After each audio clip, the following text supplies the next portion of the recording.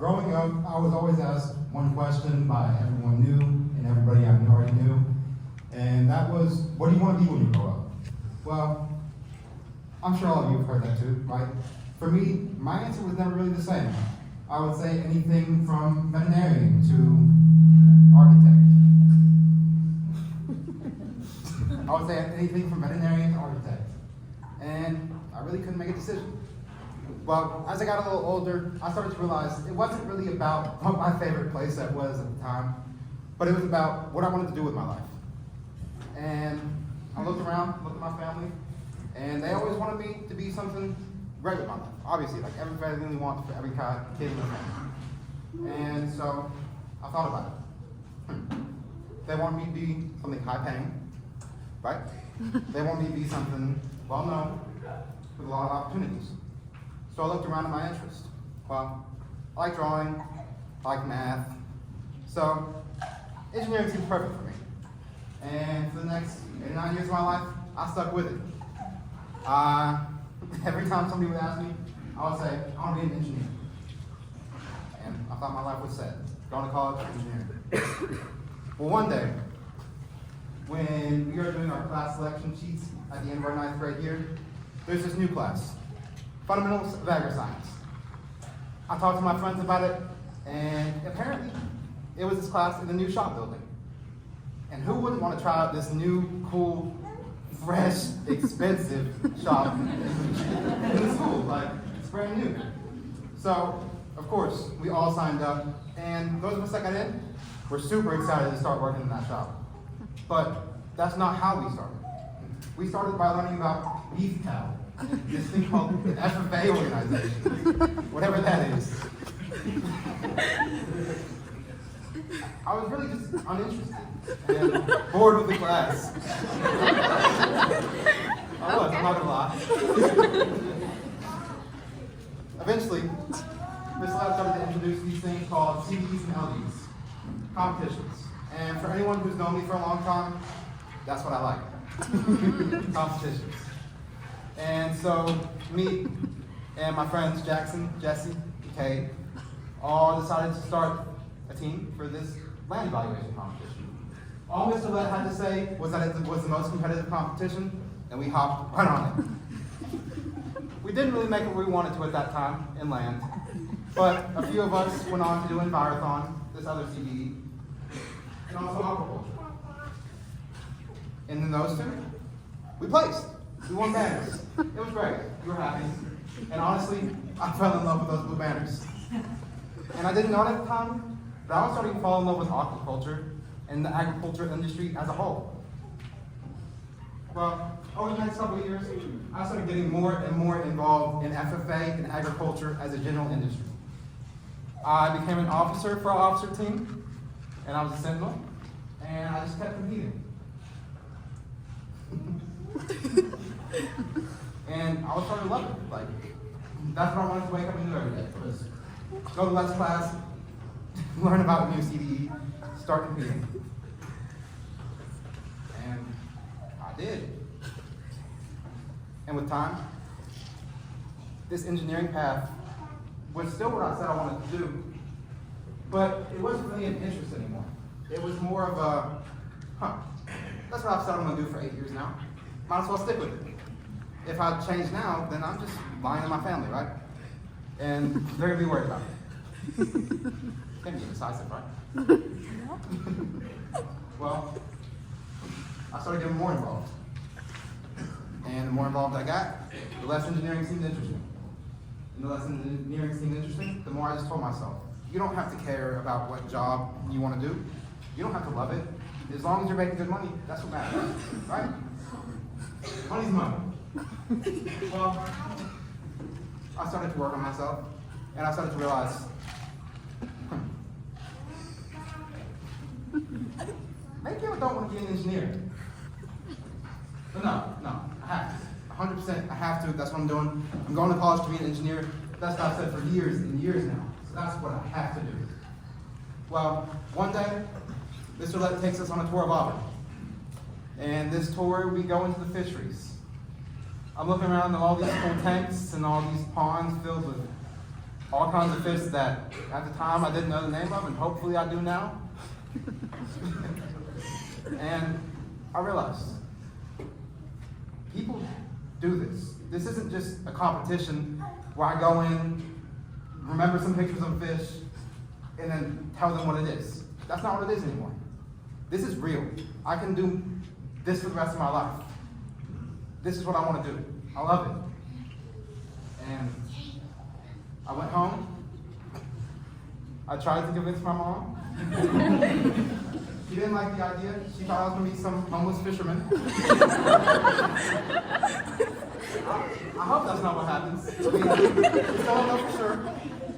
But eventually, I convinced her because she could tell that I was sad. And so I started diving deeper into the aquaculture world. Mr. let me build a tank at the school with 5 little tilapia in it that we stole from Pleasant Valley. Not really. There's still some more soon, hopefully, because they all died. And I just started getting more interested in the field. I started just researching it when I'm out home, taking care of my tilapia at school. I convinced them to buy us a water testing kit, and everything was happy. And I realized, yeah, this is what I want to do. So I'm going to Auburn for it, and I start that this fall.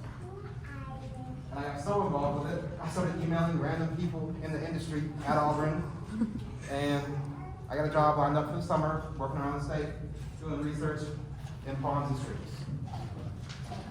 I'm not telling you all this because I don't want you to be an engineer. And I'm not telling you all this because I want you to go into the aquaculture industry, even though I would love that. I'm telling you all this because I don't want you to settle for something that you think you're supposed to do. I want you to question yourself. I want you to ask yourself, am I doing what people expect me to do? Or am I doing what I love? I don't want you to settle for anything less than what you love. I want you to find your passion, and I want you to pursue it relentlessly. Thank you.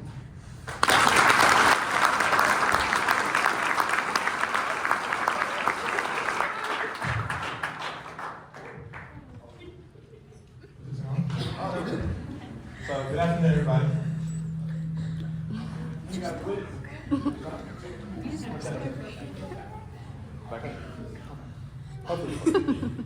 So, I've been in FFA for the past 3 years, even though it seems a lot longer. During this short time, FFA seems to make my whole world revolve around it, like the sun in our solar system. From late nights at Big Barn to week-long trips.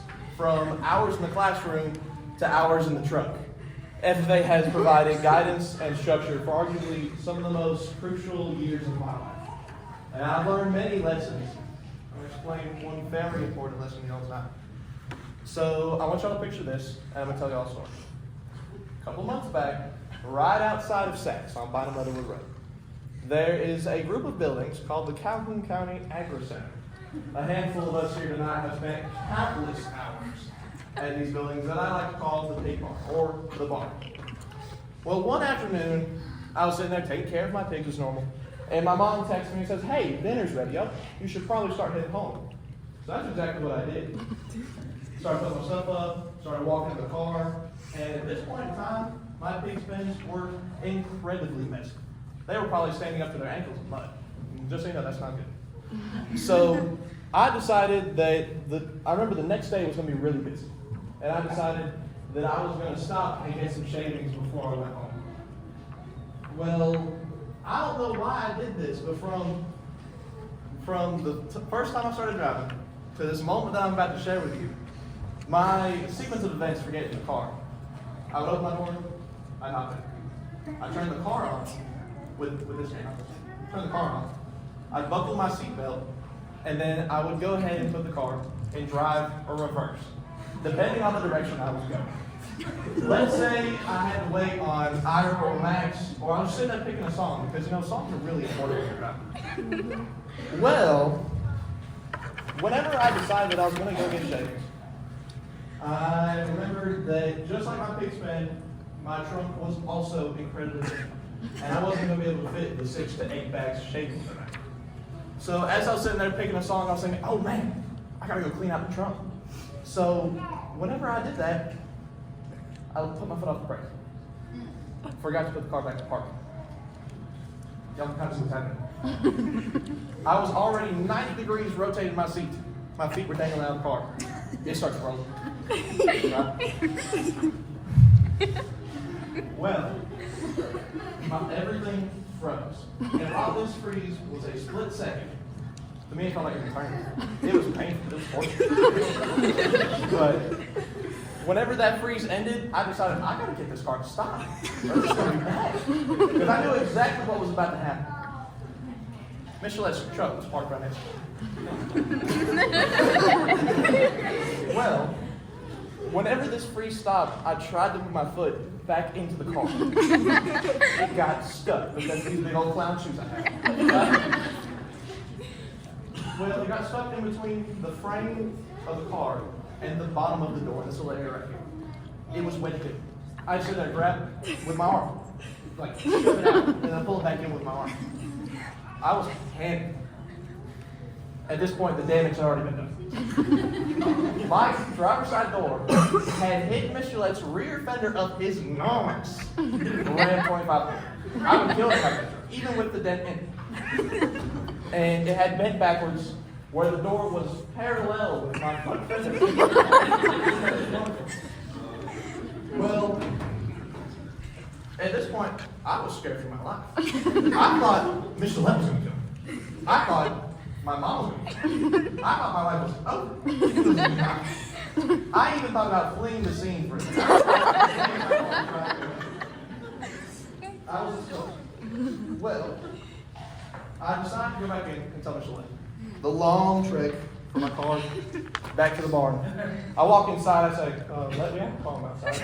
It's not good. And he looked at me, Mr. Michael's here too. He followed me outside, and I remember Michelet said that he looked like I had killed somebody. My face was ghost white, and it was bad.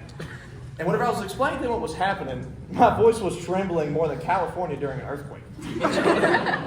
Well, we got back to the crime scene, and there was this big old line in lead spinning, blue paint all over the place. My door not only bent backwards, but it bent down. So whenever you try to close it, it would not close back. So at this point, I thought, I was dead. He was going to call me a few choice words, and I was just going to die. It's right there and then. Well, his reaction was entirely different than what I thought. He looked at me and he said, Jackson, it's all right. Things happen. Did he call me a name or two? Yes, but that was justified. Well, like I said, I was not expecting that reaction at all. Obviously, I was going to have to pay for the damages, and it may or may not have been that. But for the next couple months, my door was ratchet strapped shut. We did not open it because it took me, Led Micah, 30 minutes. We broke multiple 2x4s. We ended up just getting a car jack, just having to jack the door back up to where it would shut. Once we did that, we ratchet strapped shut. We did not touch it. So the only way I could get in my driver's side seat, the only way I could get in the car, is I'd have to open the passenger door, get in the passenger door, climb over the console, and shimmy my way down to the seat. For a guy my size, it was a spectacle to see. And this happened for months.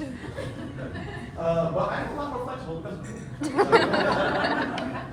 But it wasn't until a couple weeks ago that me and my Uncle Brandon, we took one afternoon, we took all the hinges off, we put them in a big old box on the back of his work truck. We got this prop on it, it was probably about 6 feet long. About as tall as me. And we were just sitting there just grinding it away. But we got it working, it works. But that's a whole other story.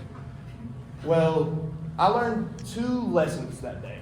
One, to never sit in my car in anything but park. No reverse, no drive. I have not done it since.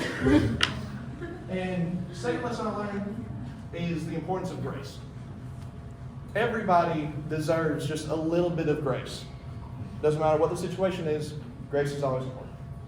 So as I conclude my comedy session and retirement address tonight, I want you to think to yourself, how can you show the next person just a little bit of grace?